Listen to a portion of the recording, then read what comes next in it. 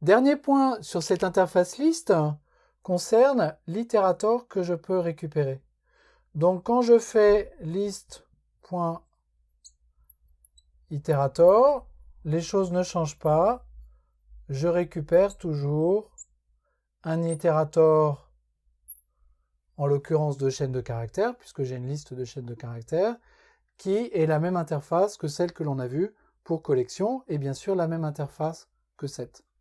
Mais j'ai une autre méthode sur list, qui est la méthode listIterator. Et cette méthode listIterator retourne une autre interface qui s'appelle listIterator, en l'occurrence de string, puisque j'ai une liste de string. Et ce listIterator, il a deux méthodes en plus par rapport à l'itérator classique. Il a une méthode asPrevious et previous.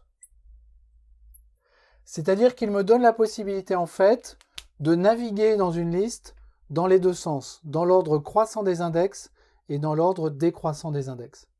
Étant donné que je n'ai pas d'index dans collection ni dans set, la possibilité de naviguer dans l'ordre croissant des index, ça n'a pas de sens dans ces structures. Ça n'a vraiment de sens que dans l'interface list.